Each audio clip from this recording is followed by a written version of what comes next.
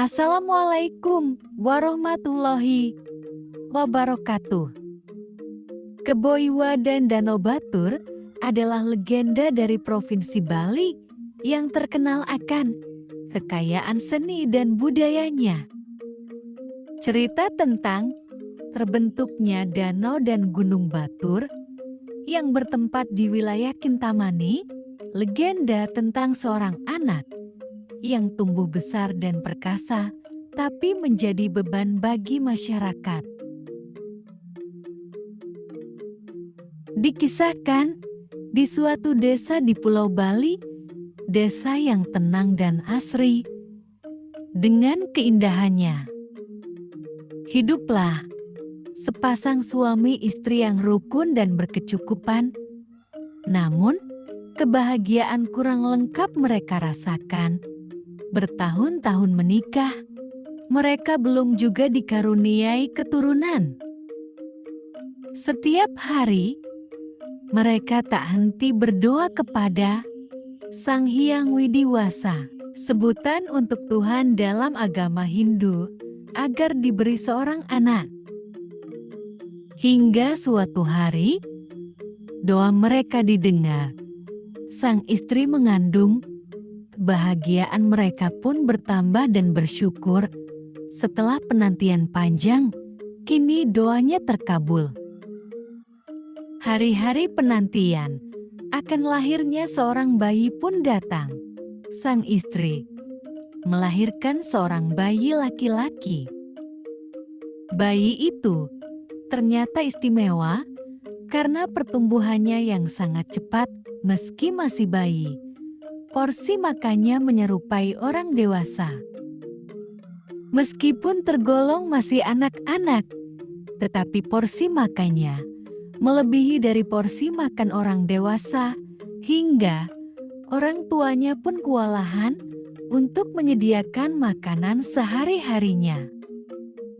Lama-kelamaan, besar tubuhnya melebihi ukuran orang dewasa, lantas orang-orang memanggilnya dengan sebutan Kebo Iwa, yang berarti paman kerbau.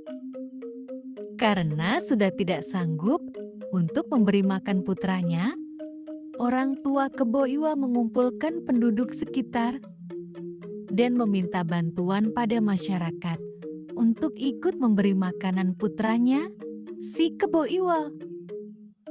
Kebo Iwa juga terkenal dengan sifat buruknya. Ia sangatlah pemarah. Jika keinginannya tidak terpenuhi, maka Kebo Iwa akan merusak lingkungan sekitar, termasuk rumah warga dan tempat ibadah. Meski begitu, Kebo Iwa sebetulnya dapat diandalkan karena tubuh dan tenaganya yang besar. Kebo Iwa kerap dimintai pertolongan oleh warga dengan imbalan makanan yang melimpah. Sebagian besar hidup masyarakat adalah bertani. Suatu ketika masyarakat khawatir jikalau musim kering datang, hasil panen akan buruk. Lalu, bagaimana mereka akan memenuhi kebutuhan pangan Kebo Iwa? Sedangkan kebutuhan untuk sendiri masih kurang. Warga tidak bisa membayangkan kemarahan Kebo Iwa saat kelaparan. Ia akan mengamuk sejadi-jadinya serta merusak apa yang ada di hadapannya. Akhirnya, beberapa penduduk pun berkumpul mencari cara dan membuat siasat untuk menyingkirkan si Kebo Iwa. Suatu hari, warga menemui Kebo Iwa yang sedang asyik menyantap makanan yang disiapkan untuknya. Para warga menyampaikan keluh kesahnya. Tetapi, tetap saja Kebo Iwa menyalahkan penduduk. Warga berusaha memberikan penjelasan kepada Kebo Iwa jika kekurangan makanan itu terjadi karena gagal panen akibat air yang tidak lagi tersedia di musim kemarau panjang. Tetapi, jika Kebo Iwa bisa membuatkan sumur yang besar, pertanian akan kembali subur, sehingga tak akan ada lagi gagal panen. Warga juga meyakinkan Kebo Iwa bahwa mereka akan memberinya makanan seberapapun banyaknya. Kebo Iwa pun menyetujui permintaan warga untuk dibuatkan sumur kecil dengan membayangkan jika ia akan diberikan makanan yang melimpah saat selesai pekerjaannya.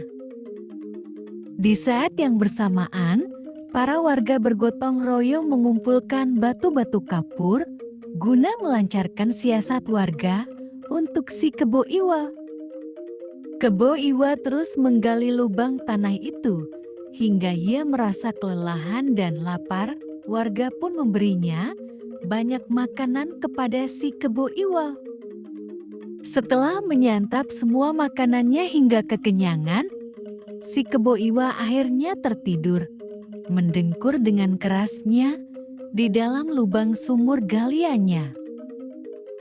Lalu warga pun menjalankan siasatnya dengan melemparkan semua batu kapur yang telah dikumpulkan ke dalam galian sumur si Kebo Iwa. Saat dilempari batu kapur oleh warga, si Kebo Iwa masih tetap tertidur pulas, seolah-olah tidak terasa jika telah dilempar batu dari atas. Kebo Iwa baru tersadar dan terbangun dari tidurnya saat air sumur menggenangi tubuhnya hingga akan tenggelam.